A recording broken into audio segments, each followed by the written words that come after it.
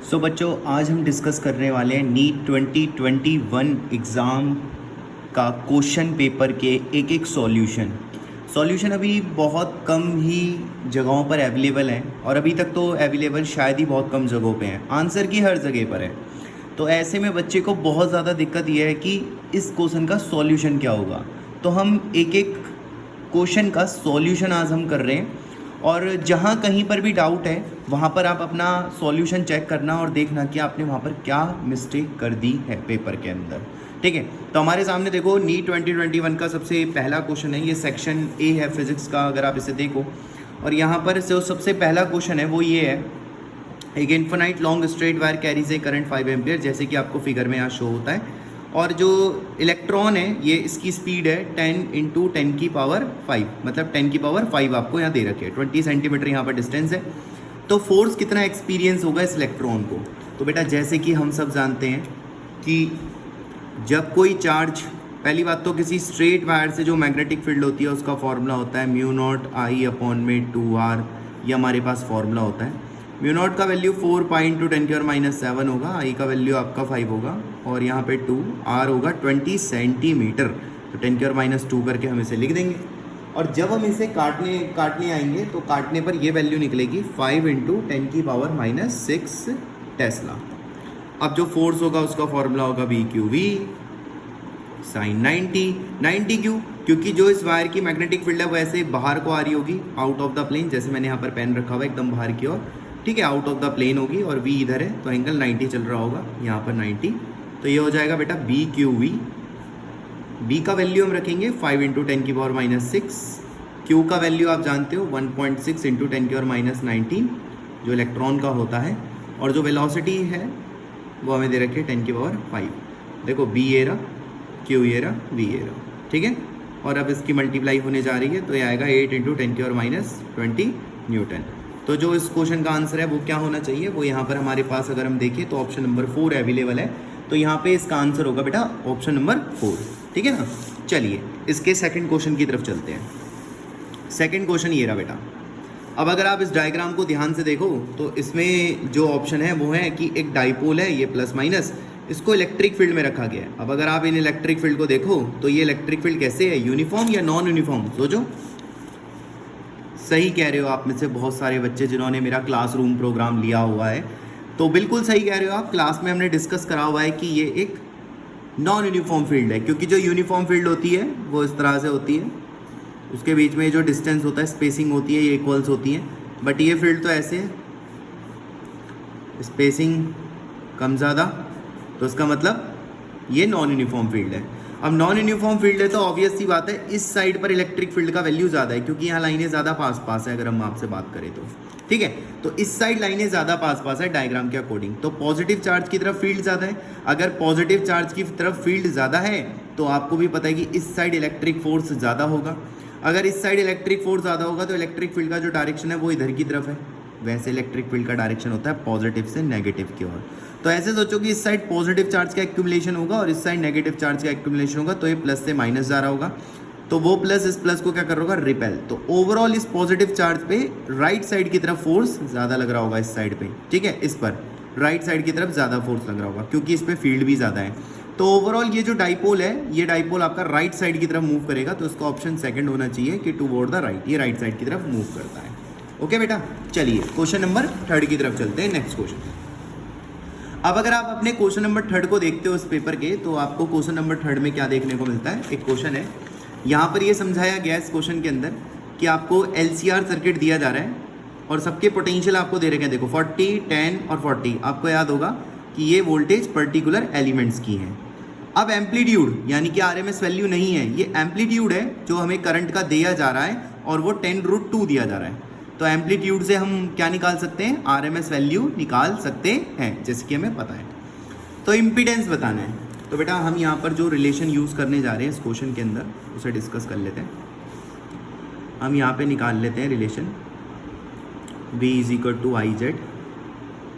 तो जो हमारा V है उसका फॉर्मूला होता है रेजिस्टेंस के वोल्टेज का स्क्वायर यानी कि 40 का स्क्वायर प्लस इंडक्टर और कैपेसिटर का डिफरेंस यानी कि 40 - 10 का square is equal to I naught into में जेड। तो यहाँ पर हम इसे चेंज करेंगे, एम्पलीट्यूड 10√2 है तो 10√2 अपॉन में √2, आपको याद होगा RMS, √2 से √2 कट गया। अब ये डिफरेंस कितना आ रहा है, 40 का स्क्वायर प्लस 30 का square is equal to 10 into Z. बेटा ये आएगा 50 इंटू 10 इंटू जेड, तो जेड का वैल्यू कितना आ गया, 5 आ गया, राइट। तो यहाँ पर जो इम्पीडेंस है वो हम पे कितना आ जाएगा, 5 आ जाएगा, ठीक है। मतलब अभी तक आप अगर पेपर को देखो तो जिसने CBSE की बुक्स के क्वेश्चंस अच्छे से लगाए हुए हैं ना CBSE के, वो इन पेपर्स को कर सकता है बहुत ईजिली। अब देखो नेक्स्ट क्वेश्चन क्या है, अगर एक इलेक्ट्रोमैग्नेटिक वेव की बात करें जो एक्स डायरेक्शन में मूव कर रही है, तो आपको याद होगा कि जो EM वेव का जो कॉन्सेप्ट होता है उसमें क्या होता है कि जो इलेक्ट्रिक फील्ड होती है और जो मैग्नेटिक फील्ड होती है और जो डायरेक्शन ऑफ प्रोपेगेशन होती है, both are perpendicular to each other, ऐसे डिस्कस होती थी क्लास में। तो जो इलेक्ट्रिक फील्ड है और जो मैग्नेटिक फील्ड है ये एक दूसरे के परपेंडिकुलर रहते हैं, आपको ये चीज़ याद होगी, ठीक है। और इलेक्ट्रिक फील्ड और मैग्नेटिक फील्ड वेक्टर्स होते हैं, आपको ये भी पता होगा। तो बताओ अगर दो वेक्टर परपेंडिकुलर होते हैं तो उनका डॉट प्रोडक्ट क्या आता है, तो उनका डॉट प्रोडक्ट 0 आता है, ऐसे होता है ना। तो यहाँ पर ऑप्शन क्या है हमारे पास, यहाँ पे क्वेश्चन है कि आपके पास इलेक्ट्रोमैग्नेटिक वेव है जो कि एक्स डायरेक्शन में मूव कर रही है और ये E और B हैं और 4 ऑप्शन हमारे पास है। तो अगर हम इन ऑप्शनों को ध्यान से देखें तो देखो ये E है और ये B है डायरेक्शन के हिसाब से, तो ये तो पैरेलल हैं दोनों, तो ये तो ऑप्शन ही नहीं है। ये देखो ये एंटी पैरेलल है, ये ऑप्शन नहीं है। देखो ये प्लस जे है माइनस जे है, प्लस के माइनस के एंटी पैरेलल है, ये भी नहीं है। ये भी पैरेलल वेक्टर हैं, ये भी नहीं हो सकते हैं।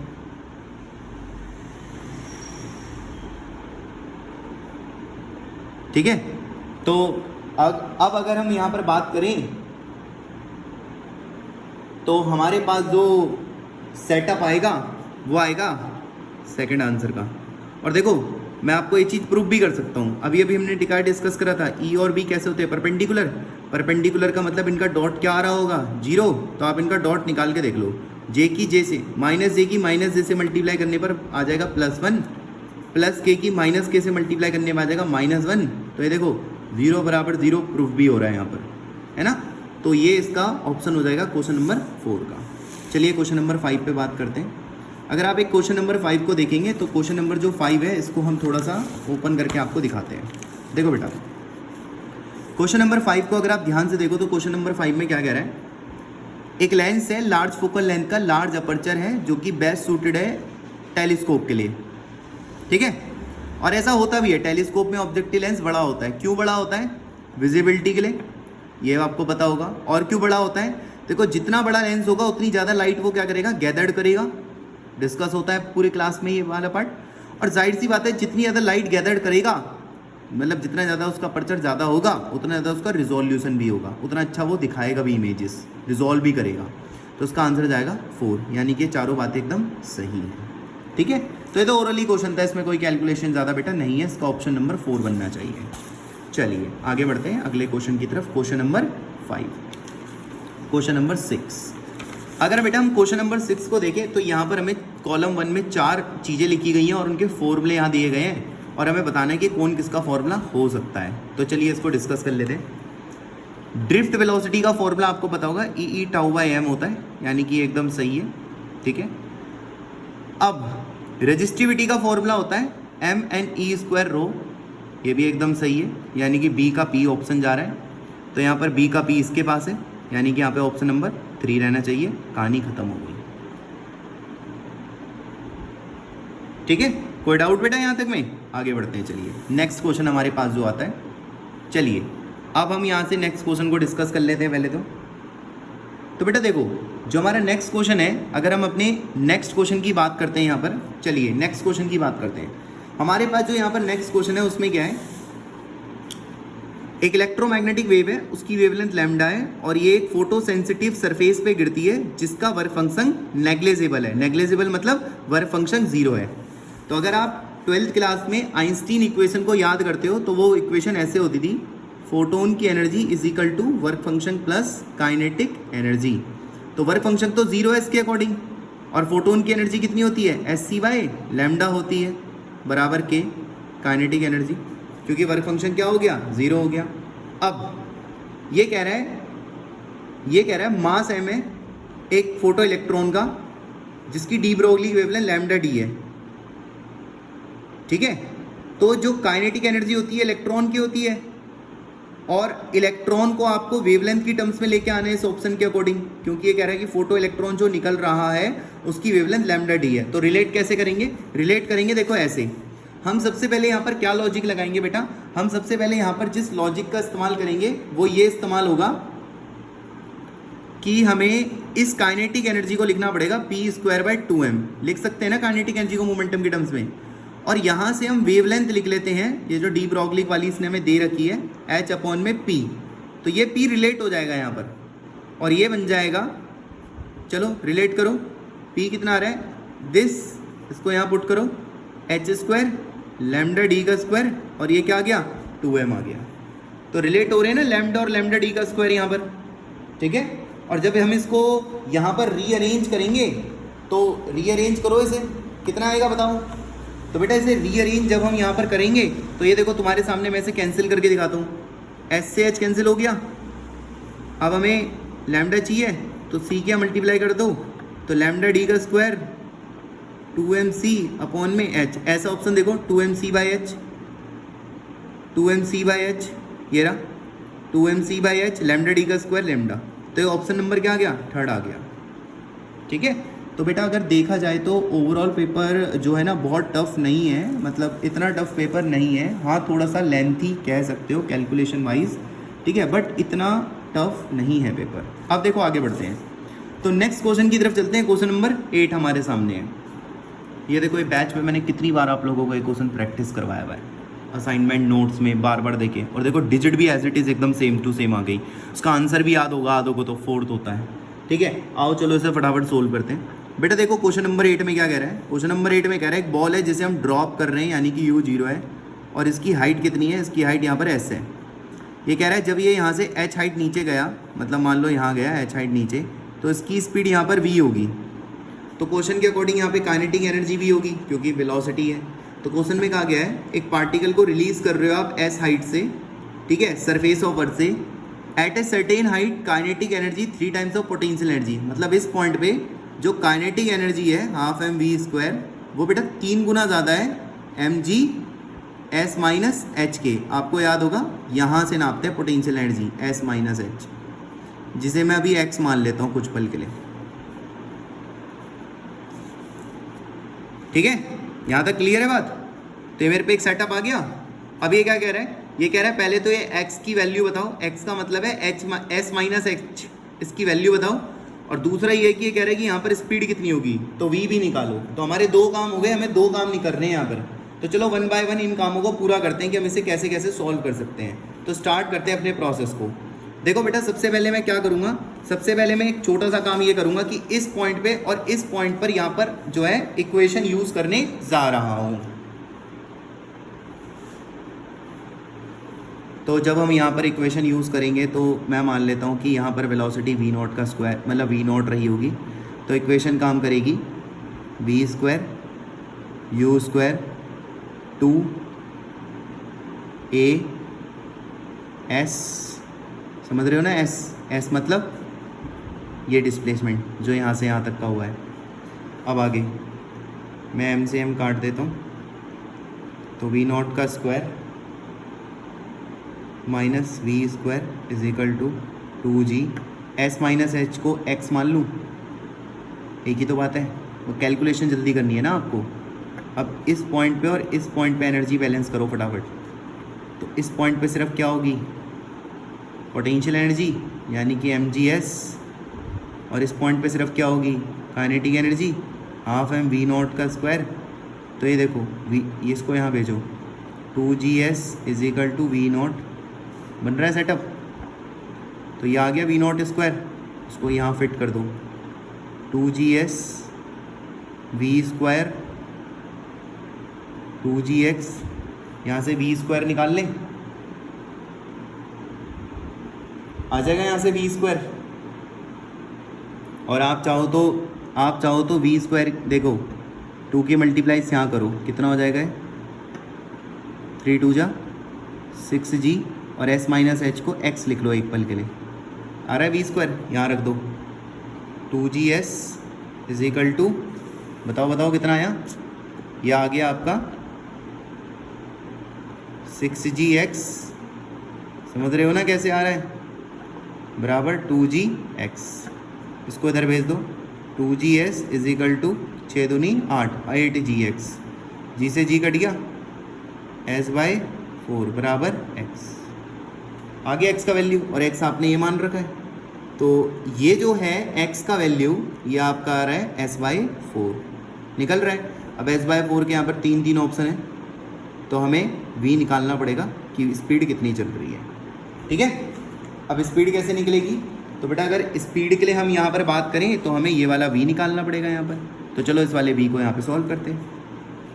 तो x की वैल्यू को यहाँ रख लेते हैं, तो हो जाएगा S/4, 2 3 ज़ा 2 ज़ा, तो आ गया 3/2GS, कितना आएगा 3/2GS, तो v स्क्वायर का वैल्यू आ रहा है 3/2GS, तो v कितना आएगा √3/2G of S, hence proof, ये आ रहा है v।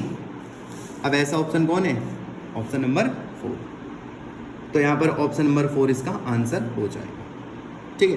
तो ये थोड़ा सा कैलकुलेटेड हो गया, वरना ये काफ़ी आसान है।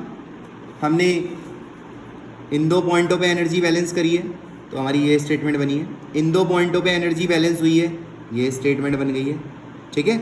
और वैल्यू इधर से इधर पुट करिए, सॉल्व करा, और यहाँ पर हमने आंसर इसका फाइंड कर लिया। चलिए नेक्स्ट क्वेश्चन की तरफ चलते हैं। अगला क्वेश्चन है हमारे पास, ये देखिए, क्लास 11th में जो लैब वाला काम होता है, स्कूल में जो लैब्स होती हैं उसके अंदर से ये क्वेश्चन दिया गया है, और कितना आसान क्वेश्चन दिया गया है। देखिए कह रहा है स्क्रू ग्रोच का क्वेश्चन है, मेन स्केल रीडिंग और सर्कुलर स्केल रीडिंग दोनों दे रखी है, और बताया भी है कि 1 mm मर इतना डिवीज़न आपको देखने को मिलेगा, तो डायमीटर ऑफ वायर, इस डेटा से डायमीटर बताना है। देखो साफ सीधी बात क्या है, यहाँ पर 100 डिवीज़न पे इतनी रीडिंग आ रही है, तो देखो 100 डिवीज़न में अगर मैं यहाँ पर सिंपल इसका कैलकुलेशन करूँगा तो 100 डिवीज़न पे 1 mm की रीडिंग आपको देखने को मिल रही है। तो बेटा एक डिवीज़न पे आपको क्या रीडिंग देखने को मिलेगी, 1/100 मिलीमीटर, और 52 डिवीज़न अगर आपके स्केल में आ रहे हैं तो आपको कितनी रीडिंग देखने को मिलेगी, 52/100 मिलीमीटर, जिसे सोल्व करने पर आएगा 0.52 मिलीमीटर। यही मेरा उत्तर है। पर जो हमारा आंसर है वो, क्योंकि यहाँ पर सेंटीमीटर में दे रखा है, तो हम इसको सेंटीमीटर में कन्वर्ट कर सकते हैं, और सेंटीमीटर में कन्वर्ट करने पर हमारे पास आंसर ये बन जाएगा, और ये है बेटा क्वेश्चन नंबर 4, ऑप्शन नंबर 4। तो यहाँ पर ये ऑप्शन नंबर 4 आ जाएगा, ठीक है। मैं भी बहुत फ्लो में आ गया हूँ इस पेपर को देख करके, ऑप्शन की जगह क्वेश्चन नंबर 4 बोल रहा हूँ, तो ये ऑप्शन नंबर 4 आएगा बेटा, ठीक है। आप देख रहे हो कैसा कैलकुलेशन है, एकदम सिंपल कैलकुलेशन है, कोई बहुत हिट एंड ट्रायल कैलकुलेशंस नहीं चल रहे हैं। चलो अब देखो ये वाला जो क्वेश्चन है, क्वेश्चन नंबर 10, ये आपको एनसीईआरटी की बुक में एज इट इज़ मिल जाएगा, आपको पता होगा। एक थिक वायर का जो डिस्ट्रीब्यूशन कर्व होता है वो हमारे पास ये आता है, आपको याद होगा, इनसाइड वायर के इनसाइड होता था आर के डायरेक्टली, और वायर के आउटसाइड मैग्नेटिक फील्ड का फॉर्मूला होता है आर के इन्वर्सली। तो ये ग्राफ इस तरह से हमारे पे बन जाएगा, ठीक है। चलिए अगले क्वेश्चन की तरफ चलते हैं, देखते हैं अगला क्वेश्चन कितना हार्ड है। तो ये है क्वेश्चन नंबर 11। अगर हम क्वेश्चन नंबर 11 की यहाँ पर बात कर रहे हैं तो ये हमारे पे क्वेश्चन नंबर 11। अगर हम क्वेश्चन नंबर 11 को देखें तो क्या कह रहा है, दो स्फीयर को वायर से कनेक्ट कराएं। अब अगर दो स्फीयर को वायर से कनेक्ट कराएं तो यकीनन इसमें क्या होगा कि पोटेंशियल इक्वल हो चुके होंगे, मानते हो ना इस बात को, ठीक है। और जो स्फीयर होता है, तो स्फीयर का जो पोटेंशियल का फॉर्मूला होता है बेटा, वो होता है sigma R by epsilon nought. तो ये रहेगा ऐसे, और इस साइड भी क्या रहेगा ऐसे, जैसे कि हम बैच में डिस्कस करते ही थे। तो अगर मुझे सिग्मा का रेशियो इस तरफ कर दिया, और अगर मैंने रेडियस का रेशियो इस तरफ कर दिया, क्योंकि निकालना भी मुझे सिग्मा ही है, सिग्मा 1/σ2, तो डायरेक्ट इम्प्लीमेंटेशन चल रही है, तो R2/R1 और R2/R1 का सेकेंड ऑप्शन होगा, जैसे कि ये बैच में पढ़ते थे हम लोग इस फॉर्मूले को, ठीक है। चलिए नेक्स्ट क्वेश्चन की तरफ चलते हैं, क्वेश्चन नंबर 12। अब अगर हम क्वेश्चन नंबर 12 को देखें तो क्वेश्चन नंबर 12 में क्या हो रहा है उसकी बात डिस्कस करते हैं। कह रहे हैं नंबर ऑफ फोटोन पर second on an average emitted by monochromatic light of wavelength इतना, मतलब फोटोन की वेवलेंथ है, और आपको पता है कि when it deliver A power of इतना। आपको याद होगा पावर का फॉर्मूला होता है NE। क्या होता है पावर का फॉर्मूला? NE। तो पावर इस क्वेश्चन में हमें दे रखी है 3.3 इंटू 10⁻³ और E हमें कितना दे रखा है? SC/λ। तो यहाँ रखेंगे 3.3 इंटू 10⁻³ देखो तुम्हारे सामने कैलकुलेशन चल रहा है। SC का वैल्यू आपको याद होगा 19.8 इंटू 10⁻⁻24 रहता है।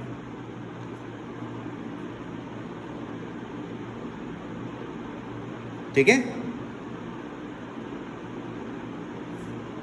एक बार इसे चेक कर लेना, शायद ये 26 होता है जहाँ तक मुझे कैलकुलेशंस के हिसाब से याद है। तो एक बार इसे चेक कर लेना, -24 होता है या 26 होता है। तो मैं एक काम करता हूँ, अभी फ़िलहाल के लिए एक प्रॉपर वैल्यू को लेकर के चल लेता हूँ यहाँ से। तो मैं यहाँ पर यूज़ कर रहा हूँ वैल्यू पूरी की पूरी, जैसे h का वैल्यू होता है 6.626 इंटू 10⁻⁻24। तो एक प्रॉपर वैल्यू का मैं यहाँ पर यूज़ कर रहा हूँ। वैसे 26 ही होता है बट मैं एक प्रॉपर वैल्यू 6.6, वैसे इसने h की वैल्यू 6.6 का है लेने को, 10⁻34 इंटू में 3 इंटू 10⁸8। कुछ बच्चों का कहना है कि सर थोड़ा जल्दी जल्दी कैलकुलेशन कर दो। बेटा हर कोई जल्दी जल्दी कैलकुलेशन नहीं कर सकता है। देखो नैनो है यहाँ पर, नैनो का मतलब 10⁻⁹ दे रखा है ना। चलो इसे कैलकुलेट करो कितना आएगा। देखो बेटा 3 2 6 हो जाएगा 200, ये 2 0 से काटेंगे तो ये 7 हो जाएगा और 2 की टेबल में कटेगा तो 3.3 हो जाएगा, 3.3 से कट जाएगा तो 10⁻³ = n। अब देखो -7 जब ऊपर आएगा तो कितना हो जाएगा? ये 8 और 7 कितना हो गया बेटा? ये 15। 15 में से 34 हटा दो, 15 में से 34 हटाओगे -19, -19 इधर आएगा तो 10⁻16। ये है मेरा n का वैल्यू। तो यहाँ पर जो है ऑप्शन नंबर 3 पे आ जाएगा। ओके, तो नो टफ पेपर कोई टफ नहीं है, पेपर काफ़ी आसान है। चलिए अगला क्वेश्चन क्या, अगर हम अगले क्वेश्चन की यहाँ पर बात कर रहे हैं तो अगला क्वेश्चन है हमारे पे न्यूटन्स लॉ ऑफ कूलिंग से। देखिए हमेशा कहता हूँ न्यूटन लॉ ऑफ कूलिंग से अच्छे से पढ़ के जाइए। तो न्यूटन लॉ ऑफ कूलिंग से हमारे पास अगला क्वेश्चन है और इस क्वेश्चन में क्या कहा जा रहा है? A cup of coffee cools from this to this in t time. तो आपको फॉर्मूला याद होगा 90 - 80 अपॉन में टी टाइम ले रहा है = k। यहाँ पर एवरेज टाइम रखते थे तो 90 और 80 का एवरेज 85 बन जाएगा। तो यहाँ पर 85 माइनस रूम टेम्परेचर 20 हमें इस क्वेश्चन में दे रखा है। ठीक है, तो यहाँ पे पहली स्टेटमेंट आ गई। तो यह आ रहा है बेटा 10/T = k और ये आ रहा है 65। ये है बेटा मेरी इक्वेशन नंबर 1 जो मुझे यहाँ से मिल रही है। ठीक है, अब मैं जा रहा हूँ इक्वेशन नंबर 2 के पास जो मुझे यहाँ से देखने को मिल सकती है। कह रहा है टाइम बताइए जब ये 80 से 60 पे आ रहा है। तो अब रखेंगे 80 - 60 और अब मुझे टाइम निकालना है = यहाँ पर 80 और 60 का एवरेज 70 बन जाएगा और रूम टेम्परेचर 20 होगा। अब अगर इसका डिफरेंस आप देखोगे तो 80 में से 60 जाएगा तो कितना होगा? 20 और 70 में से 20 जाएगा तो 50। बेटा ये मेरे पे दूसरी इक्वेशन होगी। 2 इक्वेशनें मेरे पास आ रही हैं। अब मैं इन दोनों इक्वेशनों को क्या करने वाला हूँ? डिवाइड करने वाला हूँ। अब देखो अगर आप 10/T को डिवाइड करते हो 20/T से तो आपके पास क्या आएगा उसके ऊपर बात करते हैं। = में ये होगा k × 65, ये होगा k × 50, k से k कैंसिल, ये कटेगा 13 टाइम्स 10 टाइम्स। ओके, अब ये t ऊपर जाएगा तो ये हो जाएगा हमारा 10T, ये नीचे रहेगा तो 20T, 13/10, 0 से 0 cancel, 2 5 = 10, 13/5 capital T small t इधर आ जाएगा तो t = 13/5 ऑफ स्मॉल t। ये ऑप्शन बन रहा है मेरे पास और यहाँ पर ये सेकंड ऑप्शन है मेरे पास पेपर के अंदर दे रखा। राइट, तो कैलकुलेशन आप देख रहे होंगे बड़ी सिंपल है, 1 मिनट के हिसाब से ही है सारी की सारी कैलकुलेशंस आप लोगों के लिए। कोई बहुत बड़ी कैलकुलेशंस हम यहाँ पर नहीं कर रहे हैं।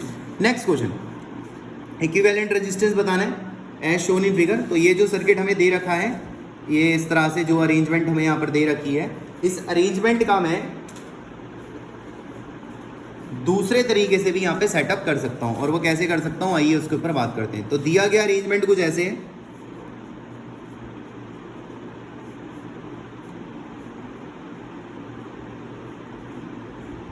अब इस अरेंजमेंट को मैं ऐसे भी बना सकता हूँ।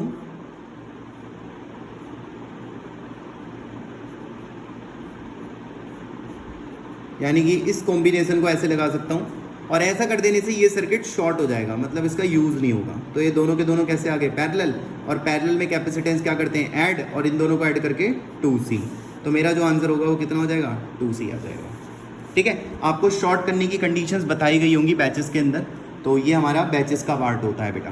ठीक है, चलिए यहाँ से आगे बढ़ते हैं। नेक्स्ट क्वेश्चन हमारे पास,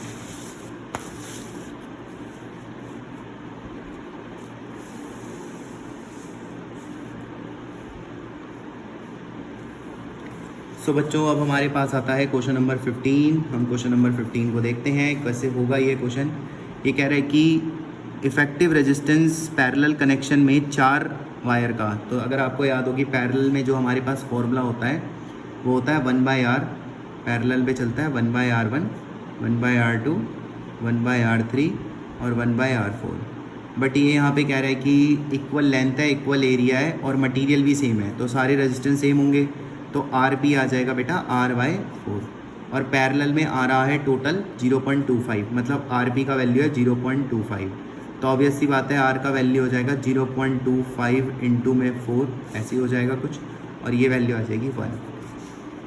ठीक है, अभी कह रहा है what will be the effective resistance if they are connected in series. अगर हम सीरीज़ में लगाएं, तो अगर आप सीरीज़ में 4 रेजिस्टेंस 1 ओम के लगा रहे हो तो सीरीज़ में टोटल रेजिस्टेंस आ जाएगा 4 ओम। यही मेरा आंसर है, तो यहाँ पर ऑप्शन नंबर 4 मेरे पास है। ठीक है, चलिए नेक्स्ट क्वेश्चन की तरफ चलते हैं, क्वेश्चन नंबर 16। अब अगर आप क्वेश्चन नंबर 16 की बात कर रहे हो तो क्वेश्चन नंबर 16 में हमें कैसे करना है उसके ऊपर बात करते हैं।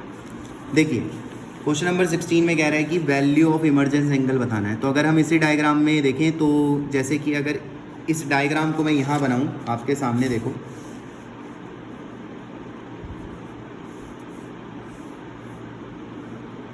ये एंगल 60 डिग्री है, ये 90 है, तो ऑब्वियस सी बात है 30 डिग्री होगा, क्योंकि ट्राइंगल का सम 180 होता है, आपको पता है। रे ने यहाँ से एंट्री करी, मतलब 90 डिग्री से एंट्री करता है, रे यहाँ जाता है। ठीक है, अब यहाँ क्या होगा भाई, देखो ये तो 90 है, तो ऑब्वियस सी बात है ये एंगल 60 होगा, बिकॉज फिर ये एक ट्राइंगल बनेगा, तो ये एंगल 30 बन जाएगा। तो ये इंसिडेंस एंगल होगा यहाँ के लिए, और रे यहाँ से बाहर आ जाएगी।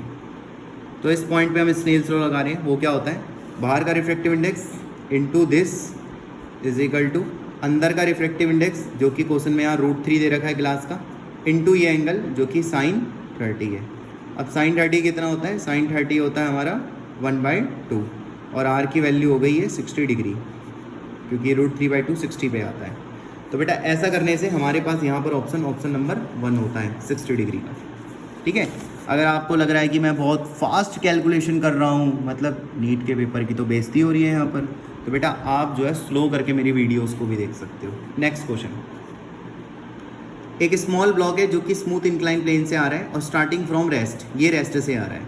द SN आपको याद होगा nth का जो फॉर्मूला होता है बेटा, वो हम जो इक्वेशन डिस्कस करते थे nth की, वो क्या होती थी याद करो। nth टाइम का जो फॉर्मूला होता है वो होता है u + ½ a 2n - 1। तो u क्या हो गया, 0। अब अगर u 0 हो गया तो मेरा पूरा का पूरा आंसर 2n - 1 के डायरेक्टली प्रोपोर्शनल हो गया। ठीक है, इसके प्रोपोर्शनल हो गया। अब इस क्वेश्चन में क्या है, एक बार n रखना है और एक बार n+1 लेके चलना है, एक बार n निकालना है और एक बार n+1 लेके चलना है। तो एक बार मैंने n रखा तो यहाँ पर n चलेगा, एक बार मैं n+1 के लिए इस स्टेटमेंट को बना देता हूँ, तो ये यहाँ पर n+1 रख के चलना है आपको बस, क्योंकि डायरेक्टली था ना ये इसके। तो ये कितना आ जाएगा, ये आ जाएगा 2n+1, और अगर इस रेशो को आप डिवाइड करोगे तो ये मेरा आंसर होगा। ऊपर 2n - 1, नीचे 2n+1 आमने सामने, तो ये nth और n+1 का रेशो आ रहा है। तो ये nth और n+1 का रेशो हमारे पास क्या आ रहा है, सेकंड ऑप्शन आ रहा है। ठीक है, आइए चलिए नेक्स्ट क्वेश्चन की तरफ चलते हैं मेरे प्यारे बच्चों। Question number 18 escape velocity. और एस्केप वेलोसिटी का अगर आप फॉर्मूला डिस्कस करोगे तो एस्केप वेलोसिटी का फॉर्मूला होता था √2gr, और ग्रेविटी को आप लिख सकते हो ρr, जिससे कि r और r स्क्वायर हो जाएगा, तो r बाहर आ जाएगा, तो √2ρ। तो इसके वेलोसिटी ऐसे चलेगी। मैंने डेंसिटी की टर्म्स में क्यों लिखा, क्योंकि ये क्वेश्चन डेंसिटी की टर्म्स में है। देखो इसलिए लिखा मैंने। अब इस क्वेश्चन को पढ़ो। एस्केप वेलोसिटी अर्थ सरफेस की v है, मतलब कि मान लो एस्केप वेलोसिटी अर्थ पर v है, तो ये है r अंडर रूट रो, ठीक है, 2 रो। एस्केप वेलोसिटी सरफेस पर कितनी होगी यदि रेडियस 4 टाइम्स कर दें, रेडियस 4 टाइम्स कर दें और डेंसिटी सेम रखें। तो मतलब अब वो आपसे पूछ रहा है कि अगर रो को हम सेम रखें, ठीक है, अब हम क्या कर रहे हैं, अब हम रो को एकदम सेम रख रहे हैं, रो सेम रखना है, आर को 4 गुना करना है। तो मेरे प्यारे बच्चों v directly proportional to R चल रहा है, तो अगर आप आर को 4 गुना करोगे तो एस्केप पहले से कितना हो जाएगा, 4 टाइम्स हो जाएगा ना, क्योंकि रेडियस के डायरेक्टली चल रहा है इस क्वेश्चन के हिसाब से, क्योंकि रो क्या करा हुआ है इसने, सेम करा हुआ है ना रो, तो देख लो सेम, तो ऑप्शन क्या आएगा 4B। क्वेश्चन खत्म, ठीक है। तो बहुत टू मच कैलकुलेशन नहीं है इस पेपर के अंदर। अब देखिए अगला क्वेश्चन, देखिए आप यहाँ पर अगला क्वेश्चन क्या है, 19th क्वेश्चन, ये देखिए, ये क्लास 12th के अंदर से लिया गया आप लोगों के लिए। अब देखिए इस क्वेश्चन में क्या हो रहा है उसको डिस्कस करते हैं हम। तो इस क्वेश्चन में क्या हो रहा है, हाफ लाइफ रेडियो एक्टिविटी की 100 आवर्स है, तो हाफ लाइफ हमें कितनी दे रखी है, 100 आवर्स दे रखी है। Fraction of original activity will remain, fraction पूछ रहा है, आपको याद होगा एक फॉर्मूला होता है a बराबर a0 2 की पावर t अपॉन में t हाफ। तो फ्रैक्शन का मतलब है दिस अपॉन दिस, और ये हो गया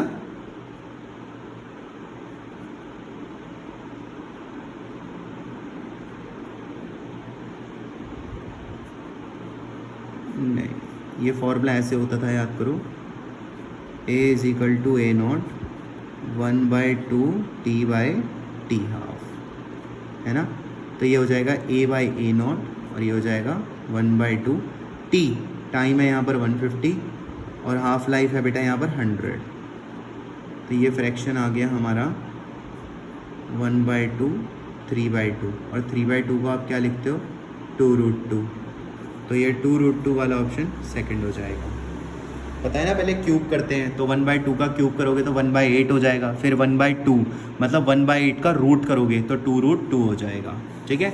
चलिए अगले क्वेश्चन की तरफ देखिए, ये भी NCERT का क्वेश्चन है, अगर आप इसे ध्यान से देखोगे तो।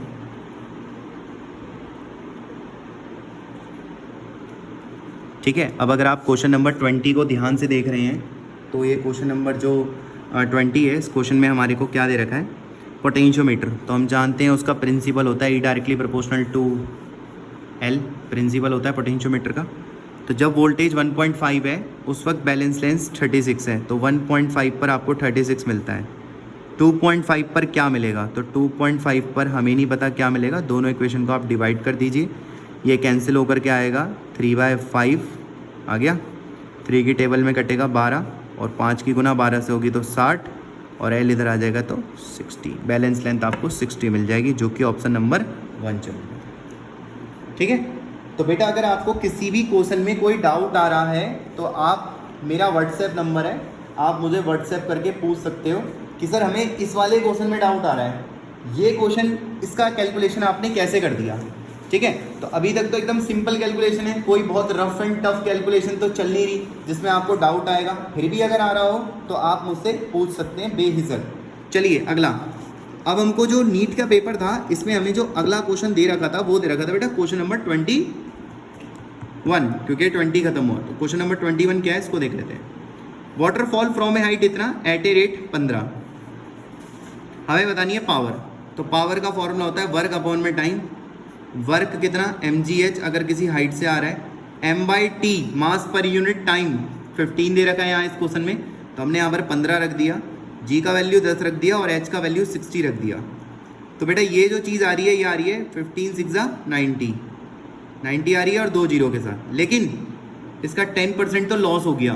तो पता है कितनी पावर मिल रही है हमें, सिर्फ 90% पावर मिल रही है हमें सिर्फ, तो इसका 90% करना था। 2 जीरो यहाँ से कैंसिल करने हैं आपको, ये हो जाएगा 9 9 जा 81 डबल जीरो के साथ, तो 8.1 किलो वॉट, ये मेरा आंसर हो जाएगा और ये ऑप्शन है ऑप्शन नंबर 2, ठीक है। चलिए नेक्स्ट क्वेश्चन की तरफ चलते हैं। अब हमारे पे नेक्स्ट क्वेश्चन आता है, ये था ये क्वेश्चन और ये है इसका सॉल्यूशन, ठीक है। अब चलिए नेक्स्ट क्वेश्चन की तरफ, ये है हमारे पे क्वेश्चन नंबर 22। अगर हम क्वेश्चन नंबर 22 की नीट के पेपर की बात करें कह रहे हैं इलेक्ट्रॉन की कंसंट्रेशन एन टाइप में और होल की कंसंट्रेशन पी टाइप में अगर मान लो इक्वल होती है, कोई बात नहीं, इक्वल होगी तो क्या होगा, इक्वल होगी तो ठीक है सेम अमाउंट में करंट बन सकता है, लेकिन आपको एक बात याद होगा कि मोबिलिटी इलेक्ट्रॉन की ज़्यादा होती है। जैसे कि मैं बैच में डिस्कस करता हूँ आप लोगों से 11th-12th के, मोबिलिटी इलेक्ट्रॉन की ज़्यादा होती है। मोबिलिटी का मतलब है रैंडमनेस, मूव करने की टेंडेंसी, वो इलेक्ट्रॉन की ज़्यादा होती है। अगर इलेक्ट्रॉन की टेंडेंसी ज़्यादा होगी तो वो पहले करंट बनाने की टेंडेंसी ज़्यादा रखेगा। इसीलिए इसका जो ऑप्शन है, ऑप्शन नंबर 3 को यहाँ पर बेटर प्रेफरेंस के साथ सिलेक्ट करा जाएगा कि अगर हम इसे एक्सटर्नल फील्ड में रख दें, इस लैटिस को, ये एन और पी, जिसमें इलेक्ट्रॉन की कंसंट्रेशन और होल की कंसंट्रेशन इक्वल है, कह रहे ना इलेक्ट्रॉन की कंसंट्रेशन एन टाइप में और होल की कंसंट्रेशन पी टाइप में अगर इक्वल होती है और एक्सटर्नल फील्ड में रख दें तो करंट प्रोड्यूस होगा, लेकिन एन टाइप में ज़्यादा करंट प्रोड्यूस होगा बिकॉज ऑफ मोबिलिटी। यहाँ पर इलेक्ट्रॉन की मोबिलिटी ज़्यादा होती है, इसलिए ऐसा होगा। चलिए नेक्स्ट क्वेश्चन की तरफ चलते हैं। ये कुछ क्वेश्चन तो इतने ओरली थे, बहुत ओरली क्वेश्चन थे। अब देखिए ये भी क्वेश्चन एकदम ओरली है। अगर आप इसे ध्यान से देखो तो टोटल एनर्जी का जो फॉर्मूला होता है, देखो अगर आप इस ऑप्शन को ध्यान से देखो, टोटल एनर्जी डायटोमिक मॉलिक्यूल की, तो किसी भी गैस की जो एनर्जी होती है उसका फॉर्मूला आपको बैच में पढ़ाया गया था, NFRT/2। और अगर मैं डायटोमिक की बात कर रहा हूँ तो F की वैल्यू क्या चलेगी, 5 चलेगी, तो 5RT/2, क्योंकि नंबर ऑफ मोल 1 लेने हैं, तो ये मेरा ऑप्शन होगा ना डायटोमिक मॉलिक्यूल के लिए 5RT/2। तो देखो ये रहा 5RT/2, तो टोटल एनर्जी एक मोल डायटोमिक की कितनी बननी चाहिए, 5RT/2, यानी कि D का R होना चाहिए। अब आप यहाँ पे चेक करो कि D का R किसके पास है, इसके पास है D पे R, तो यही मेरा आंसर होगा। क्वेश्चन खत्म, बाकी ऑप्शन चेक ही नहीं करने आपको। चलिए नेक्स्ट क्वेश्चन की तरफ चलते हैं। 24वां क्वेश्चन। 24वें क्वेश्चन में क्या कह रहा है, एक स्प्रिंग है उसको स्ट्रेच करा है 5 सेंटीमीटर 10 न्यूटन से, ठीक है कोई बात नहीं। तो आपको याद होगा यहाँ पर लगा सकते हैं F=kx, F की वैल्यू 10, यहाँ पे k, ये 5 सेंटीमीटर है, 10⁻² से कन्वर्ट करेंगे, 5 दूनी 10, तो हो गया 2 × 10⁻2 बराबर k।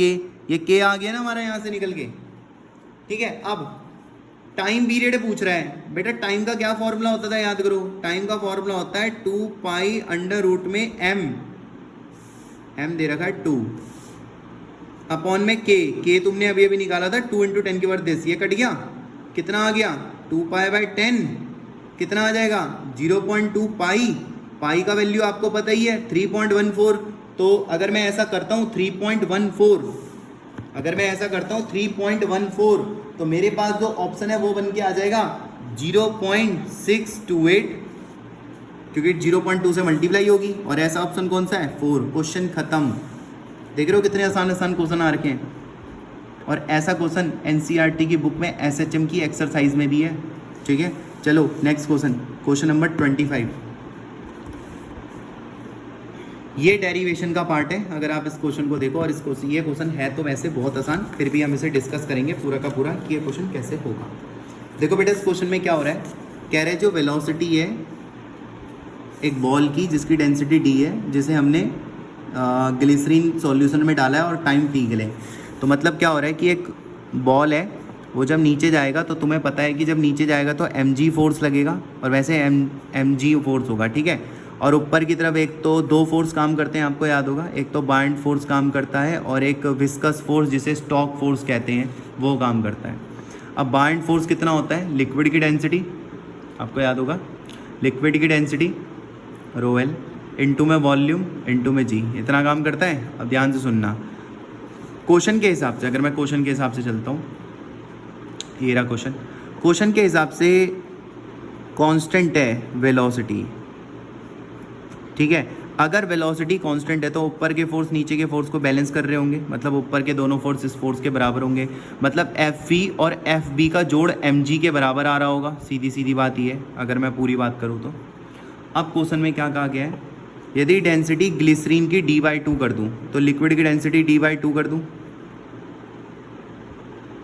ठीक है, कितनी कर दूँ d/2 कर दूँ, तो ऑब्वियस सी बात है कि अभी भी ऊपर के फोर्स इसे बैलेंस कर रहे होंगे, ठीक है, ऐसा होगा ना, अभी भी ऊपर के फोर्स नीचे को बैलेंस, भाई अभी भी ऊपर के फोर्स नीचे को बैलेंस कर रहे होंगे, और नीचे लिक्विड की डेंसिटी क्या चल रही है, देखो मास क्या होगा, डेंसिटी इनटू वॉल्यूम, क्योंकि लिक्विड की, देखो मास यहाँ पर देखो, ये देखो d, जो बॉडी है उसकी डेंसिटी कितनी है, डी। जो मास है उसकी डेंसिटी कितनी है, डी। तो वो तो अभी भी डी रहेगी ना, तो मास को ऐसे लिख सकता हूँ डी रो। तो अगर मैं लिक्विड की डेंसिटी d/2 कर दूँ तो मुझे तो इतनी पता है ना कि ऊपर की वैल्यू नीचे की वैल्यू को बैलेंस कर रही है, पर क्या d d/2 से बैलेंस हो सकता है, नहीं। तो इसका मतलब ये वाला जो फोर्स है, ये वाला जो फोर्स है, ये भी d/2 v रो g के बैलेंस पे चल रहा होगा, तभी तो ऊपर के दोनों फोर्स जोड़ के नीचे के बराबर आएंगे dvg के, है ना। कुछ कुछ समझ आया? आया बेटा कुछ कुछ समझ में कैसे चल रहा होगा काम? ठीक है, क्लियर है। इसका मतलब अगर ये हाफ करोगे तो ये भी हाफ होगा ना साथ के साथ। इसका मतलब mg/2 अगर मैं ऑप्शन के हिसाब से सोचूं, क्योंकि ये दोनों फोर्स mg को बैलेंस कर रहे हैं, mg को, तो अगर ये आधा हो जाएगा मतलब आधे वेट को बैलेंस करेगा, तो आधा वेट फिर ये बैलेंस करेगा, तो इसका मतलब mg/2 को बैलेंस करेगा। क्लियर हुआ ये क्वेश्चन? तो ये क्वेश्चन कह सकते हो कि थोड़ा सा सोचने वाला है, पर बहुत ज़्यादा नहीं। Next question number 26। अगर एक सिंपल हार्मोनिक मोशन हो रहा है जिसकी फ्रीक्वेंसी n है, तो पोटेंशियल एनर्जी की क्या होगी, 2n। बैच में डिस्कस करा था आपसे, काइनेटिक एनर्जी और पोटेंशियल एनर्जी की जो फ्रीक्वेंसी होती है वो ट्वाइस डबल हो जाती है। याद करो, इसके ग्राफ बनते थे बेटा हमारे पास ऐसे कि अगर SHM ऐसे हो रहा है तो एनर्जी का ऐसे होता था, डबल बनता था ना फंक्शन, 2n पे चलता था, याद करो। तो ये तो डायरेक्ट क्वेश्चन हो गया 2n वाला, ठीक है। तो इसका आंसर 2n चलेगा। फिर भी अगर डाउट हो तो मेरे से एक्सप्रेशंस के लिए डाउट पूछ लेना बेटा, घबराना मत। चलो क्वेश्चन नंबर 27 को चेक करते हैं। अब क्वेश्चन नंबर 27 जो है ये फिर से NCERT का क्वेश्चन है, इसको डिस्कस करते हैं क्या है क्या नहीं है।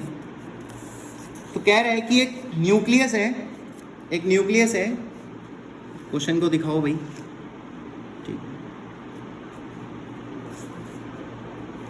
एक न्यूक्लियस है, 240 उसका मास नंबर है, वो दो टुकड़ों में टूटा है 120 के, तो 240 की वैल्यू दो टुकड़ों में टूटी है 120 और 120 के अंदर, ये मास नंबर है। बाइंडिंग एनर्जी पर न्यूक्लियन, आपको पता होगा बाइंडिंग एनर्जी पर न्यूक्लियन का मतलब है मास नंबर, ये। अनफ्रैगमेंटेड मतलब इसकी वैल्यू हमें कितनी 7.6 दे रखी है, तो इसका मतलब है बाइंडिंग एनर्जी हो जाएगी 7.6 मेगा, वो तो बाद की बात है, इनटू कर लेते हैं इसको इसके मास नंबर से 240 से। और फ्रैगमेंटेड मतलब ये दोनों, तो इसकी भी बाइंडिंग एनर्जी लिख लेते हैं, दो हैं ये, कितनी दे रखी है 8.5 दे रखी है, और क्या मास नंबर 120। बेटा बाइंडिंग एनर्जी पर न्यूक्लियन होती है हमेशा, तो जो भी यहाँ पर वैल्यू दी होगी उसकी यहाँ मल्टीप्लाई होगी, तभी तो BE आएगा। तो पूछ रहा है टोटल गेन कितना होगा, तो एक काम करो दोनों का डिफरेंस निकाल लो, तो 7.6 इंटू 240 में से माइनस कर दो, इतनी संख्या हो। तो बस ये कैलकुलेटेड वाला टर्म है और कोई बहुत बड़ा टर्म नहीं है, तो जब इसे करोगे तो ये हो जाएगा हमारा, कैलकुलेट होकर के आ रहा है 216 मेगा इलेक्ट्रॉन वोल्ट। तो ऑप्शन नंबर 4 हो जाएगा, ठीक है बेटा। हमारा 1 ईयर क्लासरूम प्रोग्राम हमारा जो है 16 सितंबर से स्टार्ट हो रहा है, न्यू बैच, ठीक है। 1 ईयर में इतना आपको पढ़ा दिया जाएगा कि आप कहोगे अरे वाह, जल्दी से क्वेश्चन करने के लिए फटाफट से ज्वाइन करें, ठीक है, बिना सोचे समझे ज्वाइन करें। ये क्वेश्चंस आप ऐसे ही निकालोगे जैसे आपको सिखाए जा रहे हैं, ठीक है। अब देखो क्वेश्चन नंबर 28 की बात करो, देखो क्वेश्चन नंबर 28 आपको सिखाया जाता है कि energy per unit volume half epsilon not E² होती है, याद है ना इलेक्ट्रोस्टैट में, इसी को आप एनर्जी डेंसिटी के नाम से जानते हो। आप क्या कह रहा है ये कह रहा है एनर्जी बताओ, मतलब सिर्फ E बताओ, तो V की मल्टीप्लाई यहाँ कर देंगे, तो V की मल्टीप्लाई यहाँ कर दोगे, तो V क्या है वॉल्यूम, और वॉल्यूम क्या होता है एरिया इंटू थिकनेस, तो AD, तो ये वाला ऑप्शन हो जाएगा ऑप्शन नंबर 3। बस खत्म ये क्वेश्चन, इसमें इतना सही करना है। चलो क्वेश्चन नंबर 29 देखो, क्वेश्चन नंबर 29 क्या है, polar molecule are the molecule. तो जाहिर सी बात है सबको पता होता है कि पोलर मॉलिक्यूल वह मॉलिक्यूल होते हैं जिनके पास अपना खुद का डाइपोल मूवमेंट होता है, तो ये वाला ऑप्शन आ जाएगा having a permanent electric dipole movement. तो थ्योरेटिकल पार्ट से ये क्वेश्चन, तो क्वेश्चन नंबर 4 इसका आंसर है, सिंपल। चलो आगे बढ़ो अगले क्वेश्चन पे। नेक्स्ट क्वेश्चन है क्वेश्चन नंबर 30। बेटा अगर क्वेश्चन नंबर 30 की बात करोगे तो कह रहा है कि बताइए कौन सा डीके हो रहा है। तो ये देखो Z से Z+1 हो गया, तो अगर इसकी बात करो जेड की, तो एटॉमिक नंबर 1 माइनस कब होता है? बीटा प्लस रिएक्शन में, याद करो होता था ना, तो बीटा प्लस में ही ऐड होता है, तो इसका ऑप्शन बनेगा ऑप्शन नंबर 3। चलो आगे बढ़ो, क्वेश्चन नंबर 31 में क्या कह रहे हैं? जीना डायोड को कनेक्ट करते हो रिवर्स बायस में। हमने बैच में डिस्कस करा था कि जी हाँ, जीना डायोड रिवर्स बायस पे ही काम करता है, तो ये वाली स्टेटमेंट तो एकदम सही है। सही कह रहा है पोटेंशियल बैरियर जो है 0.1 से 0.3 जा रहा है, गलत, ये चीज़ गलत है। क्यों? आपको याद होगा सिलिकॉन के लिए 0.7 भी चले जाता है, जर्मेनियम के लिए 0.3 तक जाता है, तो सिलिकॉन के लिए 0.7 तक तो जाता है ना, तो ये तो कह रहा है कि 0.1 से 0.3 जा सकता है, ये गलत है ना। तो इसका मतलब पहली सही है और दूसरी स्टेटमेंट गलत है ना, तो पहली सही है और बी इनकरेक्ट है, तो ऑप्शन नंबर 3 आ जाएगा इसका। ठीक है, चलिए आगे बढ़ते हैं अगले क्वेश्चन की तरफ।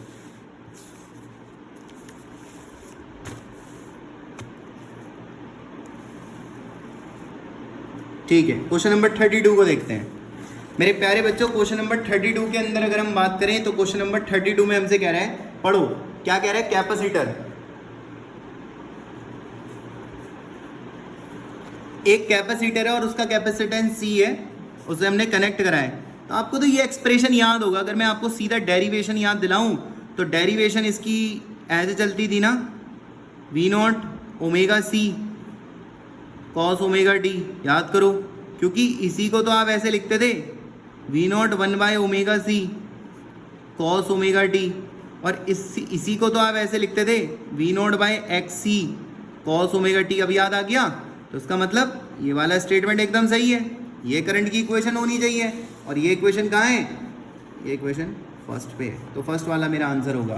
तो डायरेक्ट अगर आपको एक्सप्रेशंस भी याद हैं तो भी आप सीधा सीधा निकाल दोगे इस पेपर को। चलो भाई, क्वेश्चन नंबर हमारे पास क्या है? क्वेश्चन नंबर 33 है। अब देखो इसे हमें कैसे करना है, ई और जी का डायमेंशन लिखना है। तो कैसे डिस्कस होता था बैच में डायमेंशन? एनर्जी की डायमेंशन होती थी m1 L2 T-2।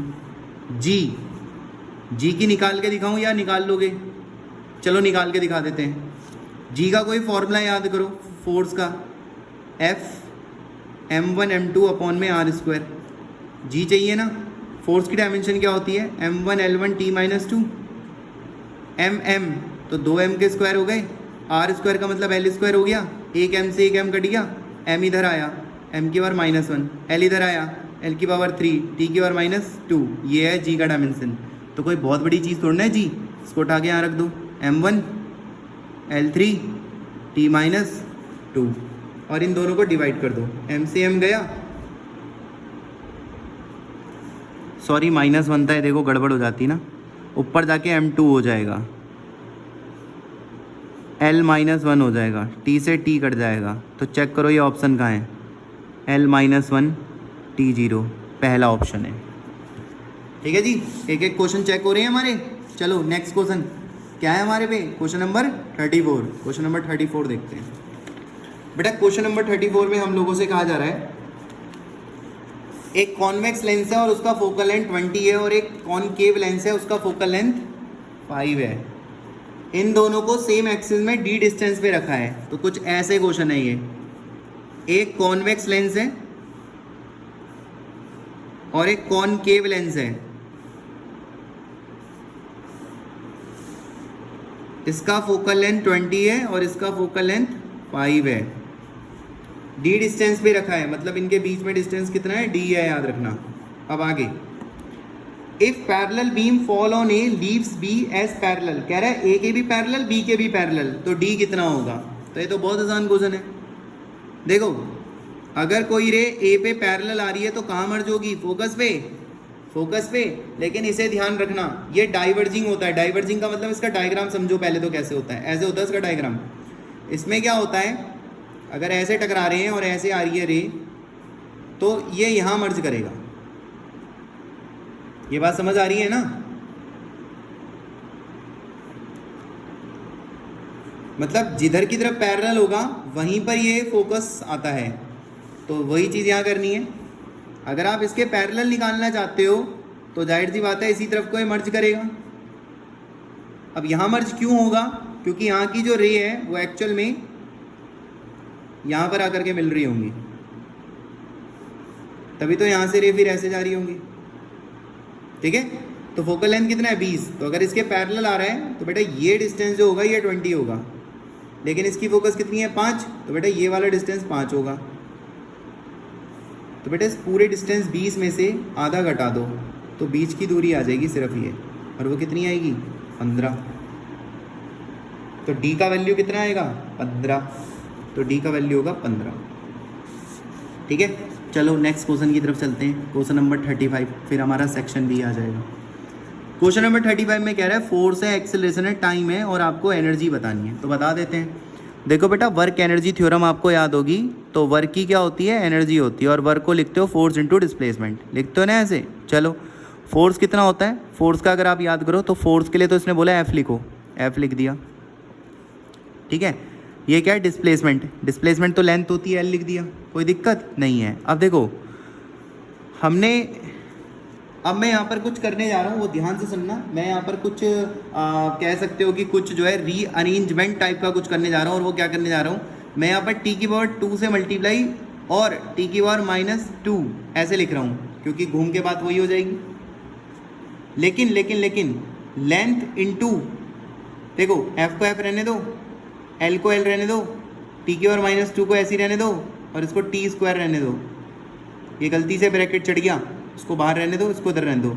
L T की पावर -2 तो एक्सेलरेशन होता है, तो हो जाएगा एफ, ये हो जाएगा ए, ये हो जाएगा टी स्क्वायर। कुछ भी करने की जरूरत नहीं है, f a t square second option आ जाएगा। कुछ भी करने की आपको जरूरत नहीं है, सीधा सीधा आपका सेकेंड ऑप्शन आ जाएगा। ध्यान से देखो, और कोई डाउट है तो अभी पूछो फटाफट से, डाउट रहना नहीं चाहिए वैसे तो,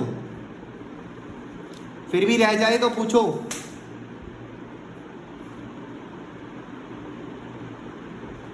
ठीक है, क्या आप लोगों को क्वेश्चन क्लियर हो रहा है एकदम? चलो फिर नेक्स्ट क्वेश्चन की तरफ बढ़ते हैं। अब हम चल रहे हैं सेक्शन बी के पास, जिसे कुछ बच्चे बोल रहे थे कि ये थोड़ा सा टफ क्वेश्चन है, पर क्या ऐसा है ये हम चेक करेंगे अब कि क्या ऐसा वाकई है कि ये टफ पोर्शन था। वैसे तो नहीं था, बस थोड़ा कैलकुलेटेड कह सकते हो। तो हमारे पास यहाँ पर जो फर्स्ट क्वेश्चन आता है वो ये आता है स्टेप डाउन ट्रांसफॉर्मर का। देखो क्या कह रहा है क्वेश्चन में, एक स्टेप डाउन ट्रांसफॉर्मर है जिसे आपने एसी मेन से कनेक्ट कर रखा है, और वहाँ पर ऑपरेशन मतलब एक लैंप लगा रखा है, ठीक है, लैंप लगा रखा है जिसकी वोल्टेज इतनी है, पावर इतनी है। तो आपको पावर का फॉर्मूला पता होगा VI। पावर कितनी है, पावर है 44, तो यहाँ पे 44 लिखेंगे। वोल्टेज कितनी है, ऑपरेट में है 220 के ऑपरेशन में है।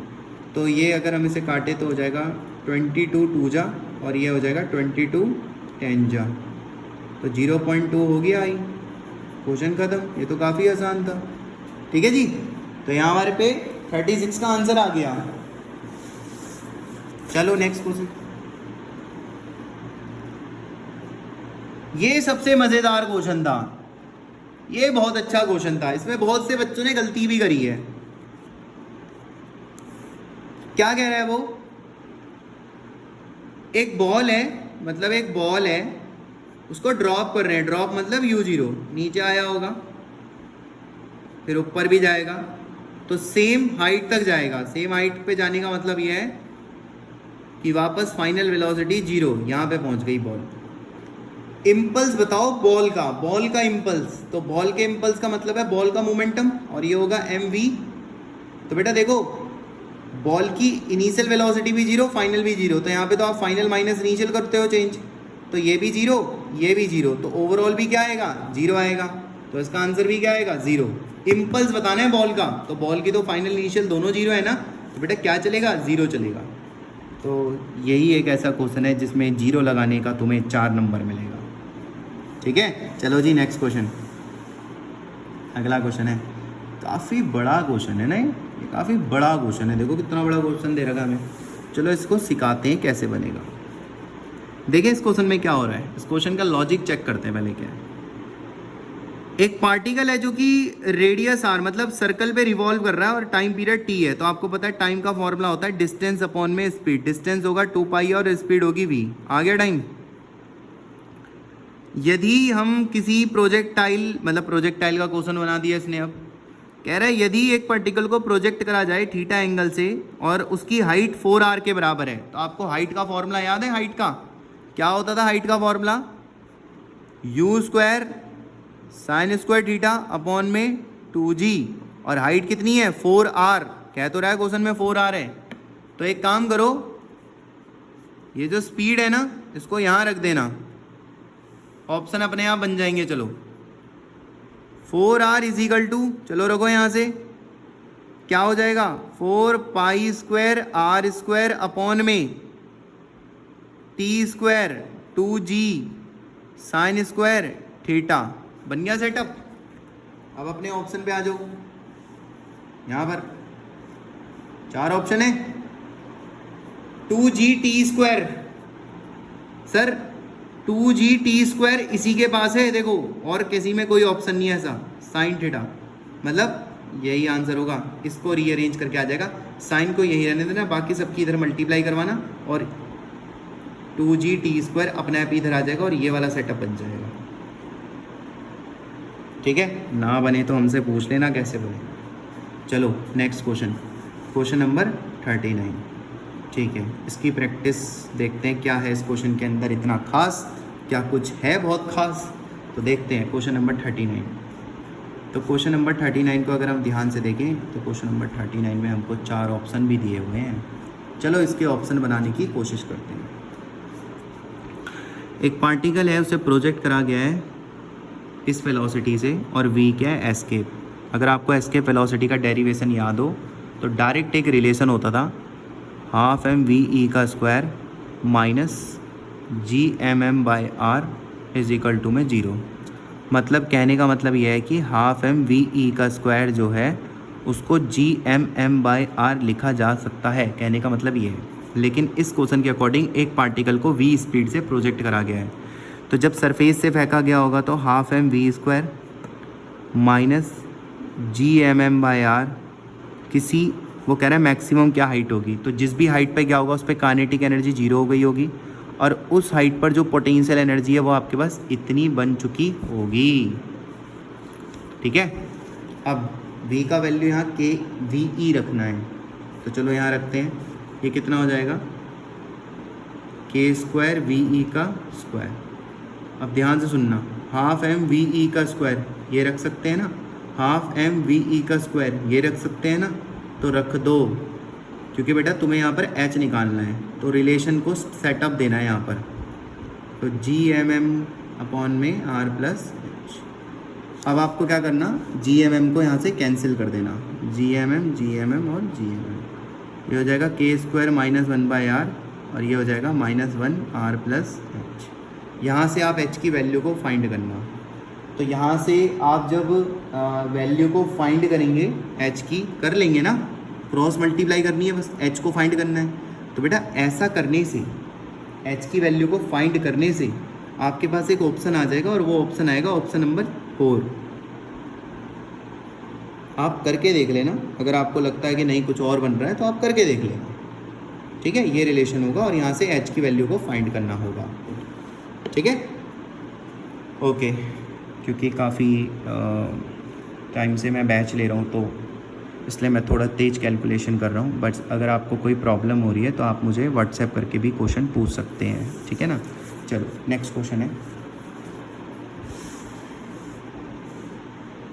क्वेश्चन नंबर 40, हमें जो नीट के पेपर में दिया गया था। क्वेश्चन नंबर 40 क्या कह रहे हैं? ए कार है स्टार्ट फ्रॉम रेस्ट, ठीक है, कार फ्रॉम रेस्ट मतलब इनिशियल वेलोसिटी 0, एक्सेलरेशन कितना है? 5 है। तो एक गाड़ी है, अभी अब 4 सेकंड बाद, तो जाहिर सी बात है 4 सेकंड बाद यहाँ पहुँच गई होगी। v is equal to U plus 80 से 20 आ जाएगा, क्योंकि a 5 है और t 4 लेना है, u 0 है, तो u प्लस 80 अगर आप लगाते भी हो तो 20 आ जाएगा। तो उसकी स्पीड कितनी होगी? 20, और t इक्वल टू 4 हो चुका था। अब इसे ड्रॉप कर दिया विंडो से, तो जाहिर सी बात है उस पर ये वेलोसिटी है, तो जब आप ड्रॉप करोगे तो प्रोजेक्टाइल वे में जाएगा। वेलोसिटी बतानी है और एक्सेलरेशन बताना है 6 सेकंड में, तो मान लो 6ठे सेकंड में वो यहाँ पहुँचा, तो ऑब्वियस सी बात है जो एक्सेलरेशन होता है वो ग्रेविटी के ही बराबर होता है, इसमें तो कोई दोहराने वाली बात नहीं है। और अगर इस ऑप्शन को देखो तो ये ऑप्शन ये रहा, सीधा। देखा कैसे लगा? अच्छा मैं बी भी निकाल के दिखा देता हूँ आपको। एक्स डायरेक्शन में वेलोसिटी सेम रहती है, वाई डायरेक्शन की अगर आप वेलोसिटी की बात करो तो आप ऐसे लिख लोगे 2 सेकंड। क्यों? क्योंकि 2 ही सेकंड के लिए मूव करा है, 4 से 6 के लिए, तो ये कितना आ जाएगा? 20 आ जाएगा। अब इन दोनों का रिजल्टेंट निकाल लोगे, 10√2 आ जाएगा, सॉरी 20√2 आ जाएगा। पता है ना कैसे निकलता है? अंडर रूट करते हैं और कोफिशिएंट के स्क्वायर करते हैं, ऐसे ही डिस्कस होता था ना बैच में। तो 20√2, तो बेटा यहाँ पे 4th ऑप्शन आ जाएगा हम लोगों के पास। ठीक है, चलो नेक्स्ट क्वेश्चन, क्वेश्चन नंबर 41। थोड़ा सा कैलकुलेटेड है, चेक करते हैं क्या कह रहा है इस क्वेश्चन में। इस क्वेश्चन में कह रहा है कि आपको एक लेंस दिया गया है, यहाँ पर एक ऑब्जेक्ट है 60 सेंटीमीटर पर, इसकी फोकल लेंथ है 30। तो पहले मैं इस पर इक्वेशन लगा लेता हूँ, 1/v 1/u 1/f। तो u का वैल्यू है -60 और फोकल लेंथ हमें दे रखी है 30। तो हमने यूज़ करा 1/v 1/u = 1/f। तो हमारे को 1/v = 1/30 -1/60, 60 2 - 1, तो ये आ रहा है 1/60। तो v का वैल्यू 60 का मतलब है बेटा ये तो 40 हो गया, यानी कि पीछे कहीं जा रहा है यहाँ। अब 40 तो यही है, तो ये पीछे कितना हो गया? 20 हो गया ये पीछे। यानी कि अगर मैं इसका डायग्राम बनाऊंगा तो वो डायग्राम ऐसे बनेगा।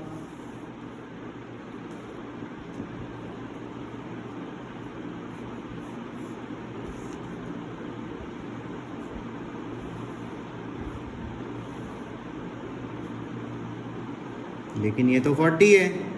अब आपको प्लेन मिरर की प्रॉपर्टी पता होगी, ये रिफ्लेक्शन करता है और जितना पीछे इमेज होती है उतनी आगे बनाता है। तो अगर पीछे 20 जाएगी, क्योंकि ये 40 था, ये 60 था, ऊपर 60 लिखा है, तो ये पूरा 60 है, जिसमें से 40 ये है, तो मिरर से पीछे 20 होगा, तो आगे भी कितना जाएगा? 20 जाएगा। तो ये से यहाँ रिफ्लेक्ट मारेगा, है ना। तो यहाँ आ चुकी होगी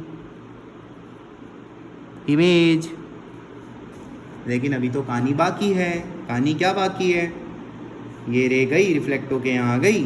अब आगे क्वेश्चन क्या है? क्वेश्चन ये है फाइनल इमेज कहाँ पे फॉर्म्ड होगी। तो फाइनल इमेज कहाँ पे फॉर्म्ड होगी वो तो अभी निकालना बाकी है। अभी तो ये लेंस का ही बना है हिसाब किताब, और यहाँ से ये ठीक है। अब क्या होगा? अब ये डिस्टेंस 20 होगा। क्यों बेटा? ये पूरा 60 था, फिर ये 40 था, फिर ये 20 बना था, क्योंकि ये 20 था, आपको पता है ना। तो अब क्या हो चुका है? एक लेंस हो चुका है, यहाँ पर ऑब्जेक्ट आ चुका है जो कि 20 पर है, समझ गए? जो कि 20 पर है, और आपको पता है ना इसका फोकल लेंथ आपको 30 दे रखा है। तो चलो अब लगाते हैं दोबारा से, इसके पास जाएगी रे ऐसे। तो u कितना लेना है इस क्वेश्चन के लिए? बताओ फटाफट से। अब हम दोबारा से सेटअप बना रहे हैं इस क्वेश्चन का। सोचो सोचो, जल्दी सोचो, इतना टाइम मत लगाओ, फटाफट से सोचो। कितना लेंगे u? बिल्कुल सही कह रहे हो, -20। f कितना लेंगे? 30। फिर दोबारा इक्वेशन चलेगी, 1/v -1/u = 1/f। तो v आएगा -60।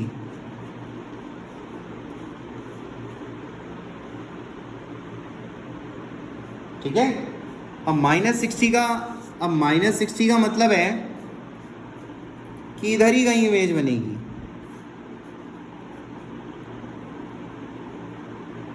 मिरर के पीछे बनने का मतलब है वर्चुअल, और मिरर के पीछे जो है ये 20 होगा, क्योंकि तुम्हें पता है ये पहले ही 40 था, तुम्हें पता है ना पहले भी 40 था, तो जाहिर सी बात है पीछे ही बनेगा 20 पे। तो -60 सेटअप रहेगा। ठीक है, ये देखो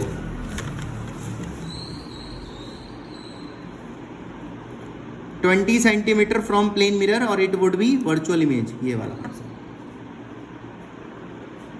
ठीक है, आराम से पॉज करके इस आंसर को देख लेना। पहले हमने जो इमेज निकाली है वो लेंस की थी, ठीक है, मिरर से रिफ्लेक्शन हुआ था, फिर दोबारा इस मिरर से रिफ्लेक्शन होगा तो अब दोबारा से उसी पॉइंट पे जाके बन रही है, यानी कि मिरर से फिर से 20 बन रही है, और मिरर के पीछे बनने का मतलब वर्चुअल इमेज का बनना। ठीक है बेटा, चलो आगे बढ़ते हैं। अगला क्वेश्चन क्या है, क्वेश्चन नंबर 42।